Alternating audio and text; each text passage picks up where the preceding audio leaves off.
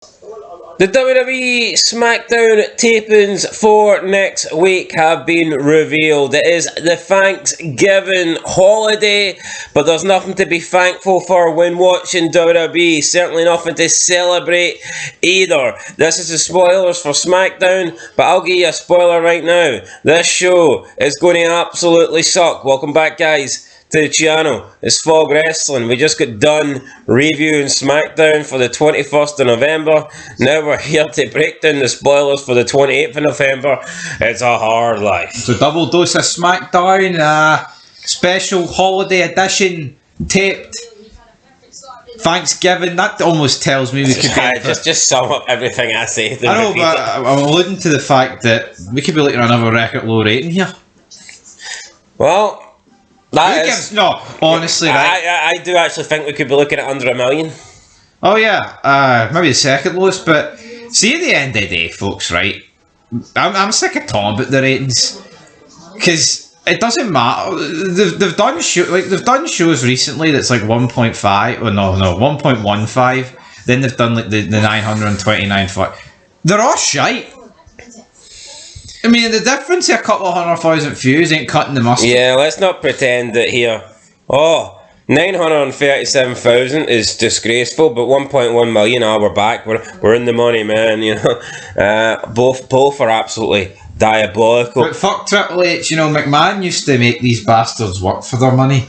Here, Thanksgiving, all our fans are at home expecting a live edition of Raw or SmackDown, so you're not getting it fucking off. You want turkey? We'll cook turkey backstage. Yeah. No, Triple H. I'm not Vince McMahon. I'll give you as much time off. AJ Lee, you've had 6 months off there. Well, here's another week. Yeah, you know what? It was just part of the sacrifice you had to make. See if you want to make it to the top. See if you're rich or really successful, or you become the best. That normally means you've had to sacrifice. I'm sick of the fucking narrative though for the IWC and the marks, right? Why do you give two fucks about how much time these wrestlers spend with their families? No, why do? No, seriously, why do you, right? See, in an ideal world, we all get as much time off as we want and we make as much money as we want, right? That's an ideal world. But see, from an entertainment perspective, who the fuck sits here and would rather today's product, but the wrestlers get more time with their loved ones than the previous eras of the Ruthless Aggression and the Attitude and the Golden Era and the fucking New Generation and TNA and WCW, ECW? Who the fuck would trade all of that just so they could have more time with their families? Who cares? See, James Gandolfini, everyone talks about the impact that like The Sopranos had on his life and it made him like a bit miserable. See, the reality is, it produced one of the greatest shows ever, that a lot of people think. So who really cares about the impact it has on him? Same with like Breaking Bad. He'll go down as a legend. No. Fact is, see with The Sopranos, I don't think he gets remembered. See Bryan Cranston, right? See if Breaking Bad made him feel suicidal. The reality is, who really gives a shit? Because it produced one of the greatest shows ever. You know, you see where I'm going with this? It's the same with real sports. See if, that took 10 years off his life pushing for those 7 world titles. Who fucking cares? It's all about entertaining. Well, why do you don't know these people personally, but they pretended to? Oh, I'll stick my arm around you at this Comic-Con convention. They're a bunch of fucking losers, man. No, it's not. I don't even think it's not about the people sitting at home. It's the people that are getting these achievements. They're the ones that want to fucking do it. Yes, I know, but I genuinely. Why are you coming at it from? It's they're taking 10 years after their life for the guy at home. No, the boxer or whatever that might have 10 years taking, he's doing that to achieve greatness. Yep. He's doing that to achieve immortality. Both things are true. The marks love this, that they get it off. It's like, the schedule used to be utterly ridiculous. Shut the fuck up, man. The schedule used to be great. You know, any real fucking superstar knows that McMahon did things right and that Triple H ain't doing things right. You have to sacrifice things in life if you want to achieve success. See people that get success and people that get money. So, see, like, oh, rich people like to hate on rich people, but reality is most rich people have put the fucking time in. See people that are rich or people that have made it, people that are successful.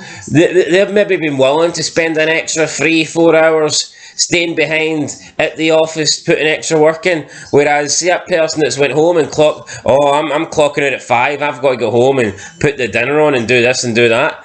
See, in 10 years time, there'll be a reason why they're not as successful as the other person, because the more work you put in, the more it should hopefully pay off in the future.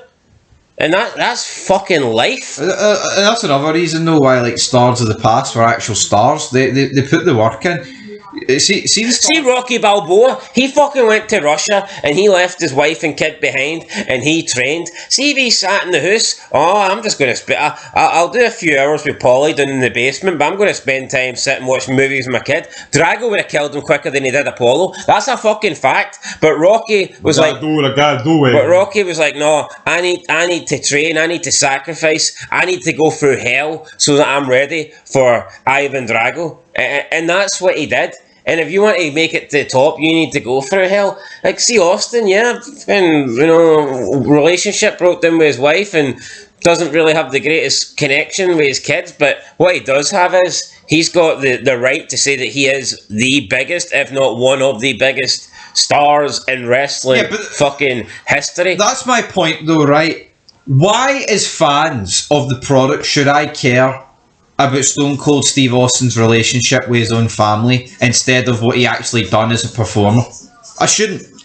Would I rather Austin have been a mid-card? Would I rather them just be stunning Steve Austin, but he's got a loving wife and kids? I couldn't give a fuck about that. I don't even think Steve Austin would prefer that. Well, evidently, because that's what happened. But these marks... No, honestly, man, it's like... It's embarrassing. I'm sick of this fucking narrative. It's just like another forced dig towards McMahon. Anyway, we're not going to take any digs at McMahon because McMahon is the man. But look at the state of Johnny fucking Gargano. Constant pictures of him at Disneyland with fucking the producer Lorray and that jobber Ciampa, right? What would be better if Johnny Gargano had those two in his life constantly going to Disneyland, or if the guy actually put effort in, got a bit of physique, added 6 inches to his height, added some charisma, and did some more come on, play the game, son. A bit more work would have done for Johnny Gargano, but no. It's no, I do not care about their personal lives, man. I don't. See, when it comes to personal lives, the only people you should care about is the other people in your personal life. No, but they're making good money. There'll be a lot of fathers, a lot of mothers, a lot of households that don't make good money, and they're scraping by, and they're having to work long hours, and they're maybe having to work the holidays just to pay their bills, and they're not getting to spend time with their family. It's the same as this fucking channel, right? We have a lot of subscribers. I'm not pretending we're fucking The Rock, right? But see the people listening to this. In reality, you don't give two fucks about our personal lives. You care about the videos we put out. I'm not saying you want all of our family members to die, but the reality is, does it change your life if we put out videos the way we did with or without people dying or shite happening to us? No. You know what I mean? Right, I thought you were going somewhere good with that, and then it kind of just derailed. It didn't derail, it's the principle. You don't care about their personal lives. No, what you brought in family members dying, which personally kind of made no sense. I thought extremes. Yeah. No, I thought you were on the track of you don't know like how hard we work or how much free time we have, which by the way is effectively none. Yeah, well that too. But I'm not complaining about it because you know what? I like going out and having a full time. Well, maybe not. Maybe like's a bit of a stretch there. But I want to have the money of a full time job. I want the extra income of doing YouTube. I enjoy talking about. Well, maybe. Alright. I to some degree enjoy ranting about professional wrestling and interacting with subscribers and people in the comments. To some degree, I enjoy it. No, I enjoy it too, but to wrap it up, I'm just sick of the personal life stuff, man. And we see it when people cut promos. Like, look at an AJ Lee return.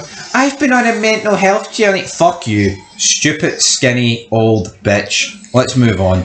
Right, yeah, let's just get into the... Your dog's an ugly rat bastard. Yeah, let's get into these results here. So, I wouldn't even wipe my arse with Larry. Well, anyway, Jey Uso defeated Rusev to advance in the last time is now tournament. We got a backstage segment with The Miz and Nick Aldis. R-Truth interrupted, and then it was announced that The Miz will replace Sheamus. We then had the Chelsea Green United States Championship celebration. The women's champion Jade Cargill came out, interrupted, hit Green with the Jaded and walked off. That seems to be Jade Cargill's new gimmick, where she just comes out now and interrupts people or hits somebody and then walks off. So there you go, congratulations for her. Kind of had a heart in my mouth moment kind of there as we're watching Celtic versus St Mirren. Anyway, Alexa Bliss, And that's what matters. Charlotte, I was offside. Don't Charlotte fucking fear. Flair, Rhea, Io and AJ, they appeared backstage. LA Knight defeated The Miz to advance in the tournament. It's like, it just doesn't really make a lot of sense to me. Why put The Miz in there just to fucking bury him again? It's like, see if, why not just, see if Sheamus is out, why are you giving this place to some guy that's already lost? Why not just give up this? Now, maybe they could say, oh, it's because it was taped after SmackDown with a lack of availability, but why not just give this to somebody that wasn't in it? I mean, is this not the time where you'd want someone from NXT to be in it, since they're not even going to advance anyway? Why re-enter The Miz just for him to lose? I just think it's fucking crazy that The Miz gets re-entered. Yeah, loses. It's like, he's already lost. Why is The Miz getting a second chance? What about all the other people that lost? Wouldn't it have made more sense just if you had like another one-on-one match between two new people and the winner went on to face whoever the fuck... who was this? Jey Uso? It was LA Knight. Yeah, you know what I mean? That makes sense, but it's just... Who the fuck wants to see The Miz double dipping? Double jobbing? Fuck that. Literally double jobbing, by the way. See if the Saudis can save wrestling and buy WWE and bring back McMahon. Do you think John Cena would consider coming out of retirement just to do things properly? For McMahon? Yeah. I think it's the only thing that would bring him back. Because he must know this retirement run is fucking diabolical. Look at the state of this tournament, folks. Look at the just 40-year-old jobbers, man. Guys that fucking shouldn't even be competing for the guys that aren't even worthy of answering Dragunov's US title challenge here, competing for a chance at retiring Cena. Guys that have significantly played their part in the decline and downfall of wrestling over the past decade. I mean, honestly, you look at like Dolph Ziggler, the likes of... I mean, I don't mind The Miz, right? And guys like Sheamus, Rusev, but see all those guys, man, they're the guys that like kind of got like a rub off the Ruthless Aggression era guys. And what the fuck, what did it do for us? Who have they passed their rub on to? Absolutely named it. Right, then we got another backstage segment with the Kabuki Warriors, Lash Legend, Nia Jax, and Becky Lynch. Just reading this stuff's actually giving me a sore head. I'll paint the picture for you, right? They're giggling. Io Sky's giggling. Rhea Ripley and fucking Charlotte probably share. We are friends all here today. They probably share a wee dodgy look, and then AJ Lee probably makes a reference to CM Punk and Larry. The end. Right, well, this was actually the Kabuki Warriors segment, but you gloss over that. Right, Charlotte Flair then defeats Asuka in a War Games advantage match. Whoa. Boring. So, any thoughts on that? I feel nothing. War Games see, back in the day, man, they used to make these advantage matches matter. Like who's gonna be the final entrant, or like Rumble, Chambers, etc. Or this guy picks the stipulation of the match. Oh fuck! If he wins and he picks the ladder match, he can't lose. Or if Benoit wins and he picks the submission match, he can't lose. See, now I'm just like, oh well. Who gives a fuck? There's no animosity here. There's nothing on the line. It's just fucking shite, is what it is. Pre-2007, if Taker selected a Buried Alive match to face Benoit, and I would have heavily favoured the Dead Man, but now I've got to favour the Dead Man. Yeah, not Undertaker. Mean Mark Calloway. Undertaker for me has severely fucking ruined his reputation over the past few years. This is a guy, right, that went in character and gave Cristiano Ronaldo the fucking Saudi Arabian Premier League trophy. He goes to lengths like that under McMahon to protect his character, but then once McMahon's at the fucking picture, he's then podcasts with fucking like safety goggles on. My name's Mark, and this is my wife. Mean Mark. Nicole, and I'm not cool anymore. Cool is for old school. Right, them in the main event, we got Team Sammy versus Team MTF elimination match. So here, this is the coalition of the best in the world right here. Oh yes. So yeah, it's Team Sammy. My family tree. What a bunch of benders, by the way. Teams. JC Mateo's not even fucking Samoan, but anyway. My family tree, that is something that you get, that's like a homework or a project you get fucking dealt with in kindergarten. Or can you draw your family tree? That's not a wrestling faction, man. Right, so Team Sammy is consisting of, in Sami Zayn's own words, the 5 best wrestlers in the world.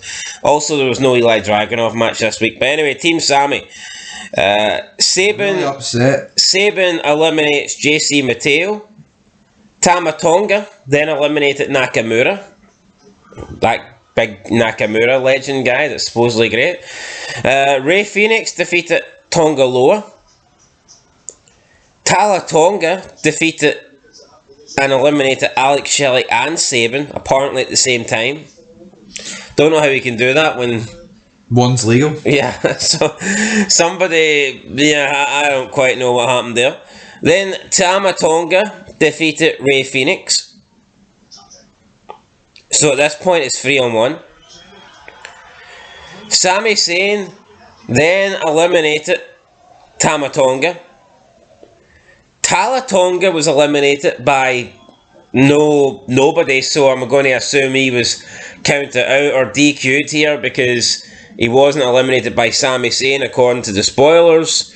I mean, maybe he was and they've just worded it wrong, but they've pretty much, every other elimination, they've mentioned who eliminated who. They've not, I guess they're trying to keep Tala Tonga strong. No, they're trying to book this guy like he's a monster because he's about 3 inches higher. He's about 3 inches taller than everyone else, right? And see if you're 3 inches taller than everyone else, and you're in a ring with guys that are like 6'5", 6'6", you're like, oh no, that's actually alright. Fuck yeah. See if you're 3 inches taller than everyone else and you're fat, yeah, then it's not that impressive. Anyway, so yeah, he gets eliminated. Then Solo Sikoa eliminates Sami Zayn, becoming the sole survivor. Solo is the sole survivor. And how are we going to end the show? The lights go off. Dong. Aye, you fucking wish. Is it the Undertaker? No, wait, the phones are out. What that? There's lights. What are those? It's the Fireflies, damn it. Is fucking Joel and Ellie going to rock up? No, it's the fucking Wyatt Six here, and they come out, confront Solo. Uncle Howdy hits Solo with his sister Abigail, reuniting this feud for like the 1 billionth time, and the show goes off the air. Main event, Smackdown ending with Bo fucking Dallas and Solo Sikoa in the ring. But that's literally what it is. And see when CM Punk turned around and says, we don't care anymore, we get paid the same, I'd rather be in the opening match and then I can get changed and get showered and watch the rest of the show. And then you've got John Cena, his final 2 appearances on Raw, and he effectively opens up the show, and then once he's done, you never see him again. See McMahon, you can see that's actually fact, and but so see that's no word of a lie. It would appear that CM Punk is fucking telling the truth. See with McMahon though, I think that would have been like a test for him here. You're my main event guy, but here if you want to do the first segment, then get showered and just sit in your street clothes and watch the rest of the show, you can. I think if you agree, if you were, that sounds good. I don't think you'd have been the main event guy much longer. But see back in the day, man, when it actually fucking mattered, are you trying to tell me that all these fucking legends and stars, no, because they were all striving to be the best? They'd have been like, no offense, I'm not doing that. Principal Austin would have been like, no, hold on, I want to be the first person, seeing the last person. But see, CM Punk, it just confirms what we already know. The guy didn't give two fucks about main eventing 14 years ago. It was just about the money. Yeah, why is he crying? Oh, I want to main event Mania. Well, first of all, you only main evented night one, so you still haven't technically main evented shit. But it's like, yeah, do you get paid any extra? No. So why is he girding his eyes out at Mania? Oh, Paul, man. No, but think about it. No, what we have said over like the last 2 years, you look at PLEs and look how short the match cards are, and you'll just like you've like top stars will miss PLEs all the time, like all the fucking time. How many times is the world title not being defended on PLEs? All the time. No, it's and this is proof why, because it doesn't affect their pay. It's No, fucking... see if Cody Rhodes and CM Punk were told, see if you miss this PLE, it's going to affect you. It's going to affect you financially. See if you're not defending your title in this PLE, it's going to affect you financially. What's the betting? Every PLE, you'd see both world champions with both brands being defended. Yeah, but how many times did you hear listen to Stevie Richards? He's like, oh, when I was on a pay-per-view, man, you were getting the bonus. It was great. Even the times when he talked about even being on a Raw and SmackDown was massive to him. That's just missing today, because they fucking just reward anybody. No, but think of the Attitude Era. And then you've got the losers like Cross, who actually gets a chance and he starts crying on Twitter. No, but think of the Attitude Era guys, the Ruthless Aggression guy. Like, think of the top guys. When did they miss pay-per-view unless they were injured? No, they didn't. Never did. But see now, there's no explanation. Or you will see Cody Rhodes. He will just not be on a PLE. Or CM Punk. The only way back in the day was like if their feud wasn't good enough. And here, there's a lot of guys that miss pay-per-views. No, but we're talking like main event world champions here. I know, but it's insane. No, you're right though. It never happened, man. They would have been involved in some fucking capacity. I mean, not everything needs to necessarily be a wrestle. Like, you could fucking be a special guest referee, something. But that would have been in the back in the day when there was an injury or something that required that. See, now it's just like, what the fuck are you doing? Seriously, man, it's pathetic, and it's another reason why the ratings are dead. But they know that. We have clearly seen that over the past month they are beginning to give you more on Raw and SmackDown. They're panicking. Anyway, guys, this is giving me a headache. I'm done. You anything like you? I'm away. I have nothing left to say. No, I'll tell you what though, I'm buzzing. I'm buzzing for Friday, because it means I don't have to fucking talk about this again. Alright. Till next time. Peace.